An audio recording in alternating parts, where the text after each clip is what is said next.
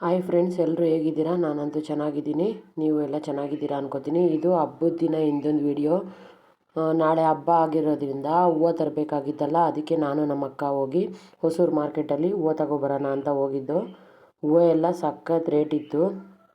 ಹೂವು ಎಲ್ಲ ತುಂಬ ರೇಟು, 300, 400, 500 ಕೆ ಜಿನೇ ಅಷ್ಟು ರೇಟ್ ಇತ್ತು ಹೂವು.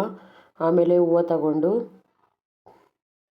ಬಂದು ತುಂಬ ಜನ ಅಂದರೆ ಜನ, ಅದರಲ್ಲೂ ಕಾಲಿಕ್ಕಕ್ಕೆ ಆಗಿಲ್ಲ ಮಾರ್ಕೆಟ್ ಒಳಗಡೆ. ಗಲೀಜು ಅಂದರೆ ತುಂಬ, ನೀರು ಗಿಜ ಅಂತಿತ್ತು ಮಾರ್ಕೆಟ್ ಒಳಗೆ.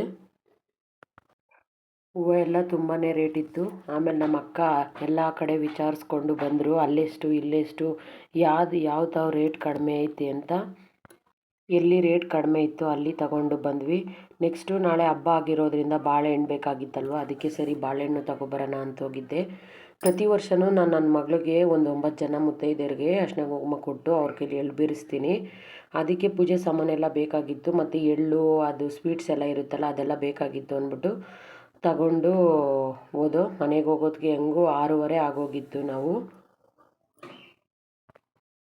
ಮತ್ತು ಇದು ಬೆಳಿಗ್ಗೆ 5:30 ಕ್ಯಾಪ್ಚರ್ ಮಾಡಿದ ವಿಡಿಯೋ. ಮಳೆ ಬರ್ತಾನೆ ಇತ್ತು. ಹೊಸೂರಲ್ಲಿ 5:30 ಸ್ಟಾರ್ಟ್ ಆಗಿದ್ದು ಮಳೆ ಬೀಳ್ತಾನೆ ಇತ್ತು. ಫಸ್ಟು ಒಂದು ರಂಗೋಲಿನ ಹಾಕಿದೆ, ಮಳೆ ಬಂತು, ಅದೆಲ್ಲ ಹಾಳಾಗ್ಬಿಡ್ತು ಅಂದ್ಬಿಟ್ಟು ಬಿಟ್ಬಿಟ್ಟೆ. ಸ್ವಲ್ಪ ಹೊತ್ತು ಬಿಟ್ಟು ನಾನು ಫ್ರೆಶ್ ಅಪ್ ಆಗಿ ಬಂದು ಆಮೇಲೆ ಮತ್ತೆ ಇನ್ನೊಂದು ರಂಗೋಲಿನ ಹಾಕ್ದೆ.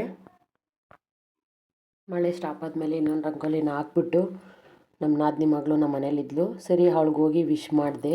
ಮತ್ತು ನನ್ನ ಮಗಳೂ ಕೂತಿದ್ಲು, ಅವಳಿಗೂ ಹೋಗಿ ವಿಶ್ ಮಾಡಿದ್ರೆ ಅವಳ ಮುಖದಲ್ಲಿ ಏನು ಹಂಗೆ ಖುಷಿ ಬಂತು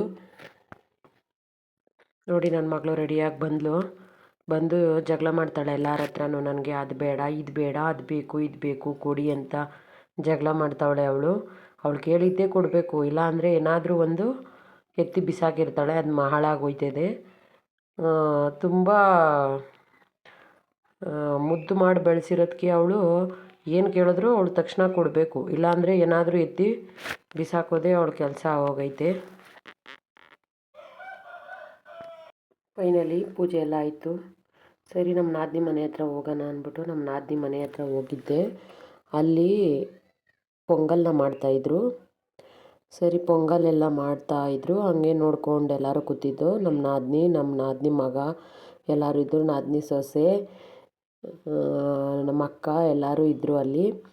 ಸರಿ, ಹಂಗೆ ಪೊಂಗಲ್ ತಿಂದ್ಬಿಟ್ಟು ಹೋಗೋರಿ ಇರ್ರಿ ಅಂತ ಅಂದರು ಅವರು. ಅದಕ್ಕೆ ಪೊಂಗಲ್ಗೋಸ್ಕರ ವೆಯ್ಟ್ ಮಾಡ್ತಾಯಿದ್ದೋ. ಪೊಂಗಲೆಲ್ಲ ಆದಮೇಲೆ ತಿಂದ್ಬಿಟ್ಟು ಹೋಗೋಣ ಅಂದ್ಬಿಟ್ಟು ಪೊಂಗಲ್ ವೀಡಿಯೋನ ಸ್ವಲ್ಪ ಕ್ಯಾಪ್ಚರ್ ಮಾಡಿಕೊಂಡು ಬಂದೆ. ಅವರೆಲ್ಲರೂ ನನ್ನ ಯೂಟ್ಯೂಬ್ ಚಾನಲ್ ನೋಡಿಬಿಟ್ಟು ಎಲ್ಲರೂ ಹಾಯ್ ಅಂತ ಹೇಳ್ತಿದ್ರು. ಕೊನೆಯದಾಗಿ ನಮ್ಮ ನಾದಿನಿ ಮನೆಗೆ ಬಂದೆ. ಮನೆಗೆ ಬಂದು ನಮ್ಮ ನಾದಿನಿಗೂ ಅವ್ರ ಸೊಸೆಗೆ ಅರಿಶಿನ ಕುಂಕುಮ ಕೊಟ್ಟು ಎಳ್ಳು ಬೀರಿಸ್ಬೇಕಾಗಿತ್ತು ಪ್ರಣವ್ ಕೈಲಿ. ಅದಕ್ಕೆ ನಾನು ಅವ್ರ ಮನೆಗೆ ಬಂದೆ, ಎಲ್ಲರಿಗೂ ವಿಶ್ ಮಾಡಿದೆ. ಎಲ್ಲರೂ ವಿಶ್ ಮಾಡ್ತಾಯಿದ್ರು.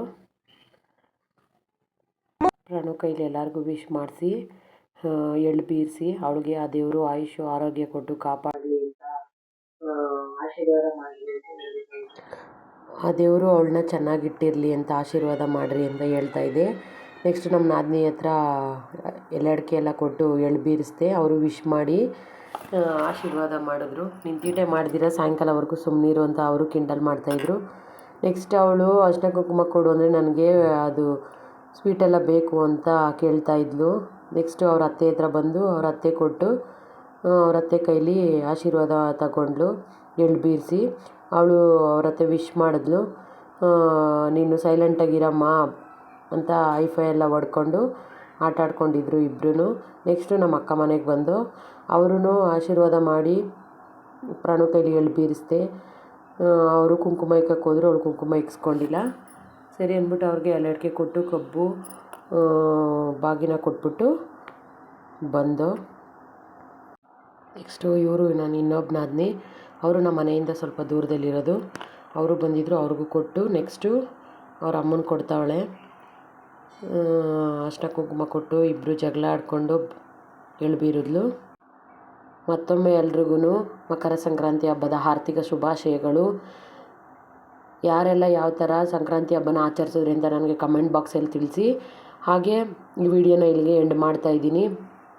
ಯಾರೆಲ್ಲ ನನ್ನ ಚಾನಲ್ನ ನೋಡಿದರೆ ಅವರೆಲ್ಲ ಸಬ್ಸ್ಕ್ರೈಬ್ ಮಾಡಿಕೊಂಡು ಚಾನಲ್ನ ನೋಡಿ, ಲೈಕ್ ಮಾಡಿ, ಶೇರ್ ಮಾಡಿ, ಕಮೆಂಟ್ ಮಾಡಿ. ನೆಕ್ಸ್ಟ್ ಮುಂದಿನ ವಿಡಿಯೋದಲ್ಲಿ ಸಿಗೋಣ. ಅಲ್ಲಿವರೆಗೂ ಬಾಯ್.